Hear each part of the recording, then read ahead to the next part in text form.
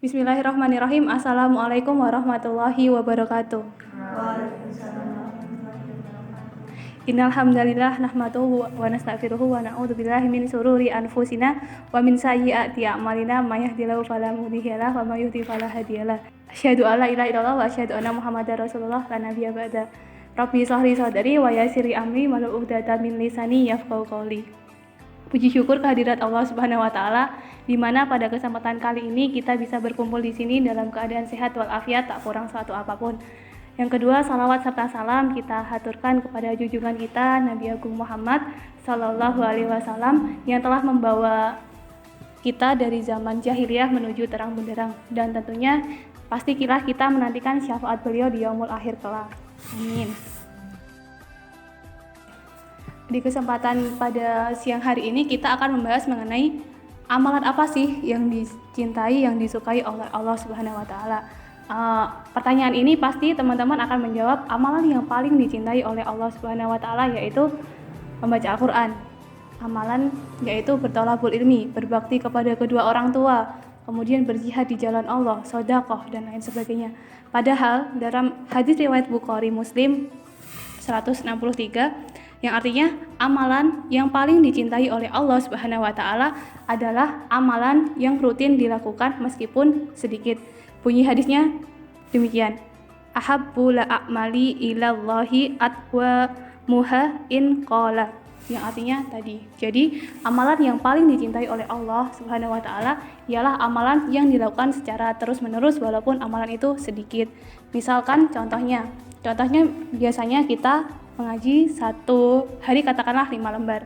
Itu dilakukan secara terus-menerus misalkan dalam setahun, 2 tahun, 3 tahun, itu lebih dicintai Allah daripada kita mengaji misalkan satu hari 5 juz sekali namun tidak dilakukan lagi. 1 bulan ya cuma sehari itu tok 5 juz itu tok, itu Allah kurang suka. Allah lebih menyukai yang 5 lembar per hari itu tadi daripada 5 juz dalam satu hari tapi tidak berkelanjutan. Jadi rajin ibadah namun jangan cuma sesaat. Itu salah satu pesan yang disampaikan dari hadis riwayat Bukhari Muslim ini tadi.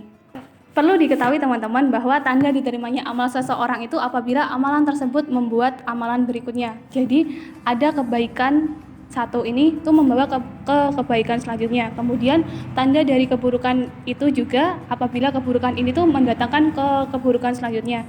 Ada suatu kalimat tuh bunyinya begini.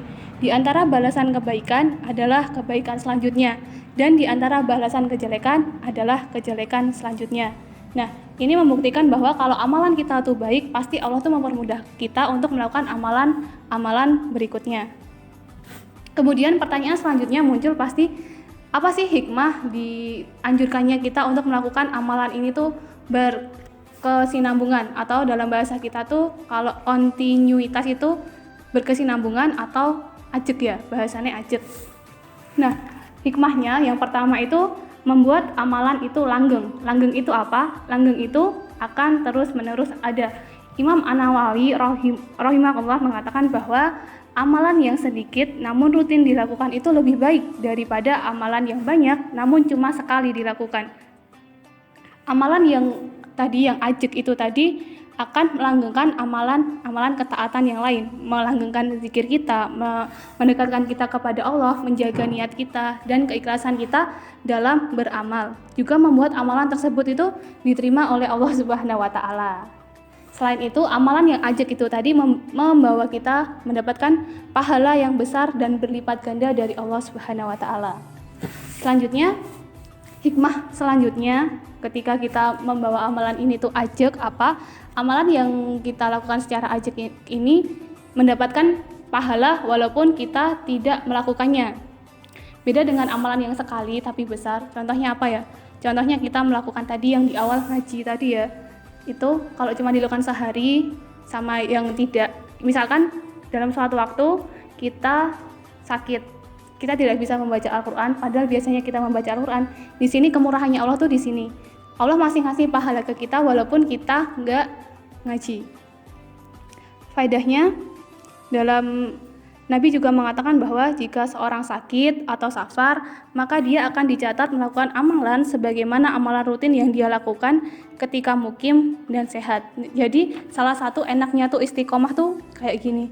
Selain itu misalkan contohnya ya, misalkan ada sudah nenek-nenek tua yang sudah sepuh nggak bisa melakukan puasa, tapi ketika semasa masih mudanya itu dia ajak melakukan puasa Senin Kamis, tapi ketika di usia tuanya sudah tidak bisa melakukan, kebaikannya Allah tuh dia masih dapat pahala dari ini puasanya yang dulu dia lakukan, tapi ketika sudah tidak bisa ini dia masih dapat pahala dari melakukan puasa-puasanya ini. Kemudian juga kalau misal teman-teman biasanya ngaji terus sakit nggak bisa ngaji tuh, Allah tuh maha baik banget, kalian tuh masih dikasih pahalanya walaupun nggak melakukan itu ibadah tilawahnya tadi ya. Nah, selanjutnya yang ketiga, mencegah futur atau jenuh dalam beribadah. Futur itu jenuh dalam beribadah atau datangnya rasa malas ketika kita mau beribadah ya. Jika amalan kita sekali namun banyak, biasanya muncul rasa malas atau jenuh. Tapi berbeda dengan amalan yang kita lakukan secara terus-menerus ini. Ternyata amalan itu tuh lebih bisa kita jaga semangatnya gitu loh. Yang ketiga, amalan yang dilakukan secara rutin ini itu mencegah dari rasa futur. Futur itu apa? Futur itu jenuh dalam beramal atau muncul rasa malas ketika melakukan ibadah ini. Jika amalan kita sekali namun banyak, biasanya muncul rasa jenuh atau rasa malas ini. Tapi berbeda dengan amalan yang kita lakukan secara ajak atau kontinu ini, meminimalisir rasa malas dan menimbulkan rasa semangat untuk melakukannya terus. Sabda Nabi Muhammad SAW bahwa setiap amalan itu pasti ada semangatnya, dan setiap semangat itu ada rasa malasnya. Tapi kalau memang muncul rasa malas, rasa futur itu ya manusiawi, tapi jangan terus-terusan. Kita harus meminimalisirnya segera. Ya udah berkurang nggak apa-apa amalannya, tapi jangan sampai ditinggalkan sama sekali ya. Ini karena memang godaan setan tuh biasanya misalkan sehari ditinggalkan tuh nggak apa-apa, tapi biasanya berkelanjutan sampai pada akhirnya kita nggak melakukan sama sekali. Kalau bisa ya udah sekali ini aja, terus nanti langsung kita balik lagi, kita semangat lagi untuk melakukan amalan-amalan yang sebelumnya kita lakukan. Kalau bisa ditambah ya.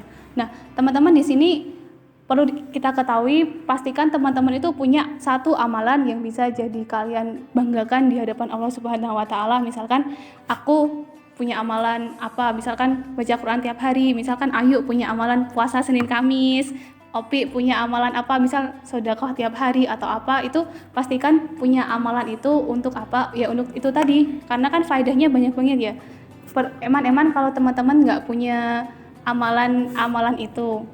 Dan pastikan teman-teman juga tuh menyesuaikan sama kemampuannya diri masing-masing. Misalkan aku mampu baca Al-Quran, yaudah amalannya itu. Terus nanti tetap harus ada peningkatan. Kalau Opi kan misalkan misalnya sedekah sehari 1.000 ya nggak masalah, itu sehari 1.000 itu dulu aja, sesuai kemampuan diri kita masing-masing. Karena Nabi Muhammad SAW pun juga ketika beliau ditanya, ya Rasulullah, amalan apa sih yang paling dicintai oleh Allah gitu kan, dia menjawab tuh sesuai sama orangnya gitu. Misalkan orang yang bertanya itu seorang yang kaya raya, nah beliau menjawab tuh pasti beliau menjawab sedekah jariyah. Terus yang kedua, ketika ditanya seorang ahli ilmu, beliau menjawab jawabannya tuh menuntut ilmu di jalan Allah. Terus ketika yang ditanya seorang yang ahli ibadah namun secara material kurang, beliau menjawabnya zikrullah, zikir kepada Allah. Maka amalan ini tuh tergantung sama, ini membuktikan bahwa amalan yang bisa kita lakukan terus-menerus itu amalan yang sesuai kemampuan diri kita masing-masing. Apakah kontinuitas perlu dalam setiap amalan? Nah, jawabannya tidak perlu, tapi melihat aspeknya, melihat pada ajaran yang Nabi Muhammad SAW itu perintahkan. Nah, kita melihat dari dua sisi, amalan yang bisa kita lakukan ketika safar dan ketika kita mukim, atau yang hanya ketika kita mukim. Nabi Muhammad baginya menjadi itu. Yang pertama, amalan yang bisa kita lakukan ketika kita mukim itu tinggal, misalkan kita tinggal di Karangpandan, ya berarti amalan apa sih yang bisa kita lakukan di sini, sama yang amalan itu juga bisa kita bawa ketika kita lagi safar atau berpergian ke jauh, misal ke Jogja, Semarang, Jakarta atau sebagainya. Nah, amalan ini tuh misalkan kalau Nabi dari Ibnu Abbas radhiyallahu anhu mengatakan bahwa Nabi selalu berpuasa Ayyamul Bid. Ayyamul Bid ini puasa yang dilakukan Nabi pada saat tanggal 13, 14, 15 Hijriah. Beliau selalu berpuasa di tengah bulan, entah dalam keadaan mukim maupun dalam keadaan safar. Nah, selanjutnya Ibnu Abbas juga mengatakan bahwa Nabi juga tidak meninggalkan sholat fajar, sholat tahajud, dan sholat witir baik ketika dia safar maupun ketika dia mukim. Kemudian amalan yang bisa dilakukan ketika mukim saja, misalkan contohnya ketika sholat sunnah rawatib, sholat sunnah qobliyah dan ba'diyah itu bisa dilakukan ketika mukim. Intinya tidak semua amalan itu mesti dilakukan secara rutin, kembali lagi pada petunjuk dari Nabi Muhammad SAW dan Allah Subhanahu wa Ta'ala. Pertanyaan terakhir berarti kapan kita berhenti beramal sholih? Ya sampai kita mati. Misalkan kita matinya besok berarti kan cuma sampai besok. Kalau besoknya ya berarti sampai besoknya. Berarti sebentar kan? Dari Imam Hasan Al-Basri mengatakan, sesungguhnya Allah Ta'ala tidaklah menjadikan ajal untuk amalan seseorang mukmin selain kematian. Ini juga disebut juga dalam surat Al-Hijr ayat 99, artinya, dan sembahlah Rabbmu sampai datang kepadamu Al-Qayyin. Al-Qayyin itu apa? Ajal. Jadi kita sampai kapan ajal dalam beribadah ini? Sampai kita wafat atau sampai kita meninggal kita. Karena Allah tuh mematikan kita sesuai dengan kebiasaan kita. Pasti teman-teman sudah pernah lihat video, misalkan ustadz meninggal saat ceramah, ada orang salih meninggal saat dia sholat, ada orang salih meninggal saat dia membaca Al-Quran. Berarti amal ibadah itu tuh sampai dia meninggal tuh ke bawah gitu loh. Siapa sih yang nggak pengen meninggal dalam keadaan seperti itu, dalam keadaan baik, dalam keadaan husnul khotimah. Semoga kita nanti sama-sama dimatikan dalam keadaan husnul khotimah. Amin. Semoga Allah menganugerahkan kita amalan-amalan yang selalu dicintai oleh Allah. Hanya Allah lah yang memberi taufik. Segala puji bagi Allah yang dengan segala nikmatnya setiap kebaikan menjadi sempurna. Terakhir, terima kasih kepada teman-teman sudah mau mendengarkan saya dari awal sampai akhir. Mohon maaf apabila ada kesalahan dalam penyampaian materi. Apabila ada yang benar itu datangnya dari Allah, apabila ada kesalahan itu datangnya dari saya pribadi, saya memohon maaf. Semangat terus untuk kita menjalankan amalan-amalan kita setiap harinya. Kita tutup pertemuan ini dengan bacaan hamdalah bersama-sama. Alhamdulillahirabbil alamin. Wassalamualaikum warahmatullahi wabarakatuh.